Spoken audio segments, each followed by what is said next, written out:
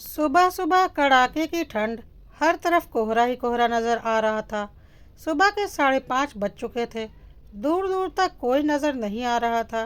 घर के सदस्य अपनी अपनी रजाइयों में घुसे हुए थे। पर यह क्या? घर की बहू कांता घर के पीछे की तरफ बने हुए बाड़े की सफाई कर रही थी। इतनी तेज ठंड के अंदर कांपते हुए हाथों से गाय का गोबर उठाती जा रही थी।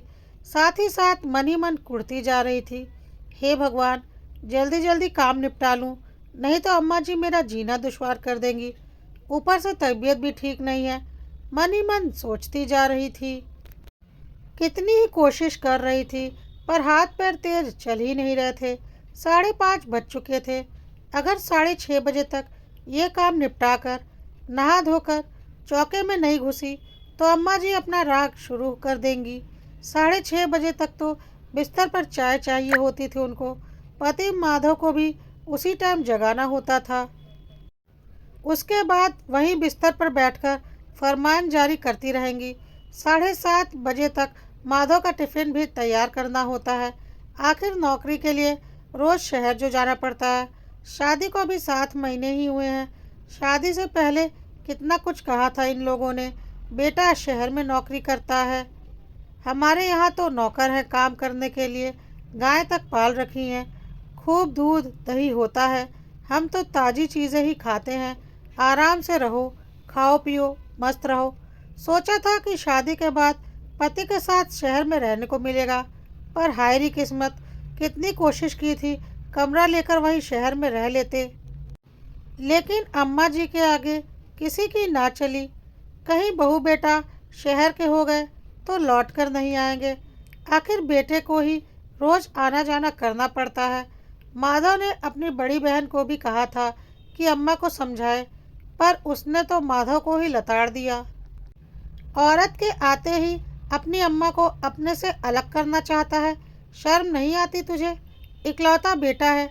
आखिर अम्मा भी चाहती हैं कि बेटा बहू उनकी सेवा करे, पर आजकल के लोगों को तो अकेले आसमान में उड़ने का शौक है। इसके आगे माधव कुछ भी कह नहीं पाया था। कांता मन मसोस कर रह गई थी। इसमें भी अम्मा जी और उनकी बेटी मालती दोनों का फायदा है।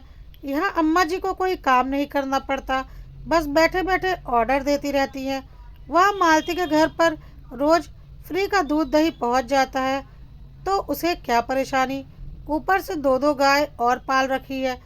पहले तो नौकर लगा रखा था, पर अब कांता के आने के बाद उसे भी हटा दिया।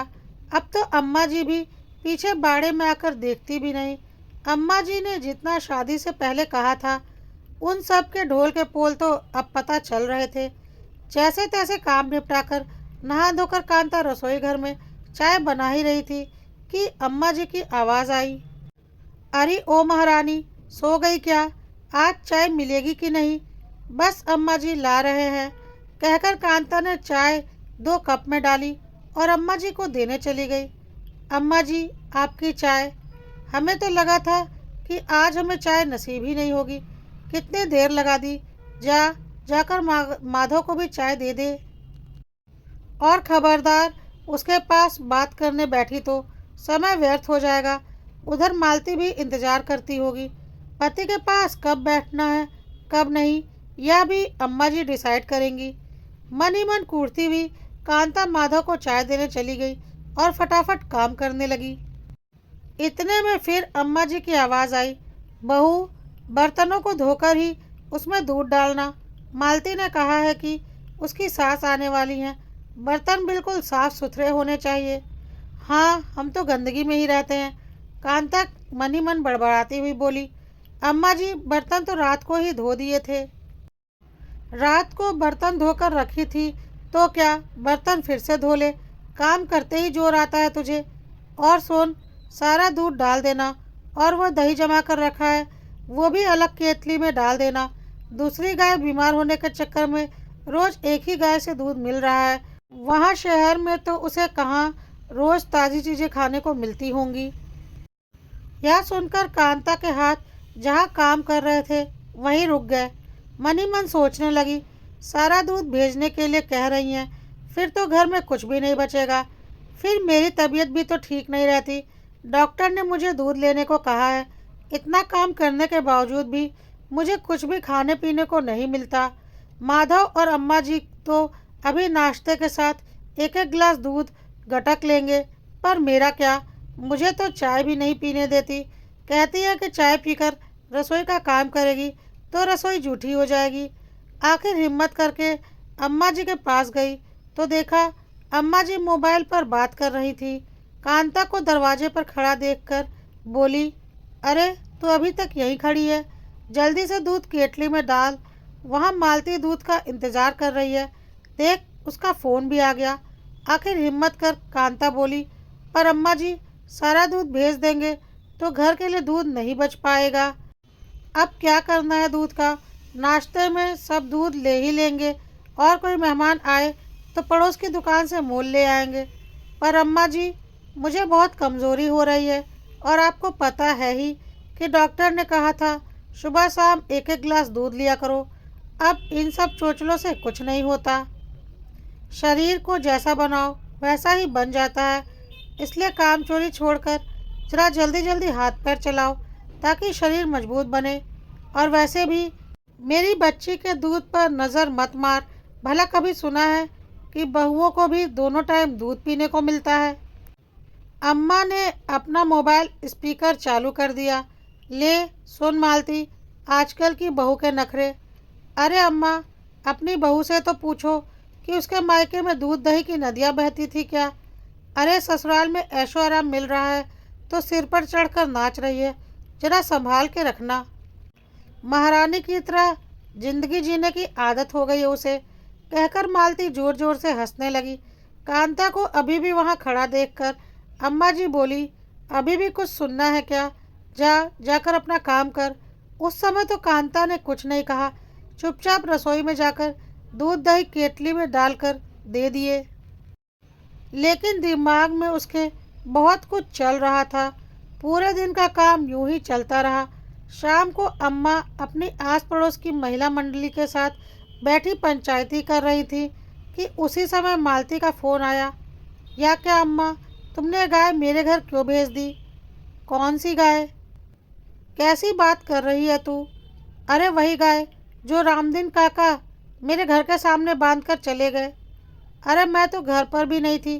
पीछे से मेरी सास मना करती रही, लेकिन रामदीन काका बोले अब मैं गाय लेकर कहाँ जाऊँगा। मुझे तो आज शहर अपनी बिटिया के घर पर ही रुकना है। इसलिए वो मेरे घर के बाहर बांधकर चले गए। माधव को भेजकर अभी के अभी गाय वापस लेकर जाओ। यहाँ आस पड़ोस में अच्छा खासा तमाशा हो गया है। ऊपर से मेरे ससुराल वाले भी नाराज़ हैं। मालती ने बोलकर फ़ोन बंद कर दिया। इधर अम्मा उठकर बाड़े की तरफ भागी। देखा तो गाय थी ही नहीं। कांता को आवाज़ देती देती अम्मा जी घर में आई। अरे ओ बहू, बाड़े में से गाय कहाँ गई? मालती जीजी के घर। तेरी हिम्मत कैसे हुई गाय को यहाँ से वहाँ भेजने की? उधर मालती को कितनी बातें सुननी पड़ रही हैं, अंदाज़ा भी है तुझे? जितनी बातें आप दोनों मिलकर मुझे सुनाती हैं उससे तो कम ही सुननी पड़ रही होंगी। तेरी हिम्मत कैसे हुई गाय को शहर भेजने की? अभी तो मैं बैठी हूँ, तू कौन होती है फैसला लेने वाली? वो क्या है ना अम्मा जी, दूध दही खाए ननन रानी और गोबर उठाए बहू रानी, ये बात कुछ जच नहीं रही थी। इसलिए जब रामदीन काका आए और बोले बिटिया शहर जा रहा हूँ टेम्पो लेकर, कोई सामान मालती के यहाँ भिजवाना हो तो बता दे, तो मैंने सोचा गाय को वहीं भेज दूँ, जिससे जीजी को इंतज़ार भी नहीं करना पड़ेगा और मुझे इतनी ठंड में गोबर भी उठाना नहीं पड़ेगा। और वैसे भी अब हमसे ना होगा यह सब। अम्मा जी बड़बड़ाते हुए माधव को फ़ोन कर गाय को शहर से लाने का बंदोबस्त करने लगी।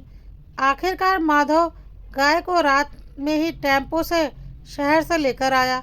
गाय को बाड़े में बांधने के बाद अम्मा ने अपने पुराने नौकर को फ़ोन करके दूसरे दिन काम पर आने के लिए कहा।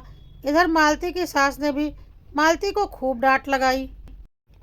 लेकिन इस पूरे वाक़ये से एक फ़ायदा तो हुआ कि अब अम्मा जी को ये समझ में आ गया था कि बहू अब चुप नहीं रहने वाली। इसलिए अब वो खाने पीने पर भी रोक टोक नहीं करती और बेवजह की तानाकशी भी नहीं करती।